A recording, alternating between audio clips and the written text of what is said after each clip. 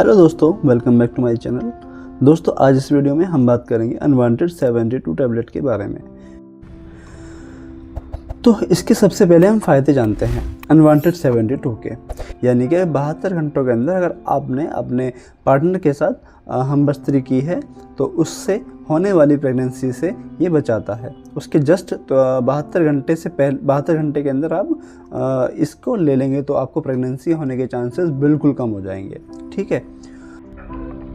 अब दोस्तों, आपको इसको इस्तेमाल करने के लिए किन बातों का ध्यान में रखना बहुत ज़्यादा ज़रूरी है, देखिए मैं आपको बता। सबसे पहली चीज़ तो ये है कि ये एक स्ट्रॉन्ग डोज होती है जो एक ही बार ली जा सकती है। रेगुलर इसको हम नहीं ले सकते हैं, यानी कि ऐसा नहीं है कि हम इसको आज भी ले रहे हैं, कल भी ले रहे हैं, परसों भी ले रहे हैं, ऐसा नहीं है। एक ही बार ले ली है 72 घंटों के अंदर बस। दूसरी चीज़, जब आप इसको खाते हैं और खाने के 30 मिनट के अंदर अगर आपको उल्टी हो जाती है, ठीक है, या आधे घंटे के से थोड़ा सा लेट आपको उल्टी हो जाती है, तो इसका मतलब ये है कि ये बाहर आ जाएगी आपको उल्टी में। ठीक है, तो आपको इसको दूसरी टेबलेट को लेना होगा क्योंकि वो बाहर आ चुकी है उल्टी के ज़रिए। तीसरी चीज़, अगर इसको खाने के बाद आपको मेंस्ट्रुएशन नहीं होते हैं 3 हफ्ते तक इसके खाने के बाद अगर आपको पीरियड्स नहीं होते हैं तो आपको प्रेगनेंसी टेस्ट करना होगा कि उसमें ये कई बार ऐसा होता है कि अपना काम नहीं कर पाता है किसी वजह से। ये तो अपना काम करता है लेकिन आपकी बॉडी की किसी न किसी वजह से ये अपना काम पूरी तरीके से नहीं कर पाता, जिससे कि प्रेगनेंसी के चांसेस बन जाते हैं। तो इसलिए अगर आपको 3 हफ्तों के अंदर अगर प्रेगनेंसी नहीं होती है तो आपको 3 हफ्तों के अंदर अगर आपको मेंस्ट्रुएशन नहीं होता है, पीरियड्स नहीं होते हैं, तो आपको टेस्ट कराना होगा प्रेगनेंसी टेस्ट। ठीक है। और ये बात याद रखना कि अगर पहले से ही प्रेगनेंसी हो चुकी है, यानी कि एग और ओवम रिलीज़ हो चुका एग और स्पर्म रिलीज़ हो चुके हैं, उनमें आपस में मिल चुके हैं और वे यूट्रस में जा चुके हैं, बच्चेदानी में जा चुके हैं, तो उसके बाद ये काम नहीं करेगा। एक बार इम्प्लांटेशन हो चुका है तो फिर ये काम नहीं करेगा, यानी कि अगर एक बार प्रेगनेंसी हो चुकी है, टेस्ट में आ गई है, फिर ये काम नहीं करेगा। ठीक है। अब देखिए कैसे काम करता है, ये मैं आपको एक बता देता हूँ। इसके अंदर जो साल्ट है वो लेवोनोलजेस्ट्रॉल है। ठीक है। ये जो लेवोनोलजेस्ट्रॉल है यही मेन इंग्रेडिएंट होता है, ये मेन मेडिसिन होती है जो काम करती है। ये 3 तरीके से आपकी प्रेगनेंसी को रोकती है। सबसे पहले कैसे रोकती है कि ये जब आप इसको खाते हैं 72 घंटों के अंदर ये आपके ब्लड में जाता है। जब ये ब्लड में मिक्स हो जाता है तो 2 हार्मोन्स होते हैं, फॉलिकल स्टिमुलेटिंग हार्मोन और एक ल्यूटिनाइजिंग हार्मोन, LH और FSH। ये दोनों ही हार्मोन ऐसे होते हैं जो प्रेगनेंसी को होने में मदद करते हैं। अब ये दोनों को ब्लॉक कर देगा। एग रिलीज नहीं हुआ है और तो एग रिलीज होने भी नहीं देगा ये। ठीक है।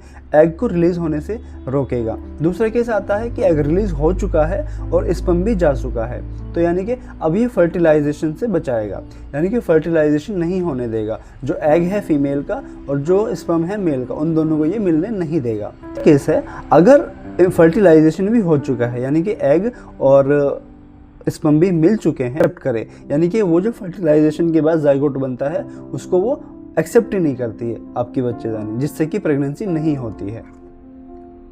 तो इस तरीके से जो है ये काम करता है। यानी कि जब आपने कोई हम बिस्तरी की अपने पार्टनर के साथ, उसके जस्ट बाद 24 से लेके 72 आवर्स, यानी कि 24 घंटों से लेके 72 घंटों तक इसको आप ले सकते हैं। जितना जल्दी लेंगे उतना ज़्यादा इसका इफ़ेक्ट होगा, जितना इसको आप लेट करेंगे उतना इसका इफ़ेक्ट कम होता चला जाएगा।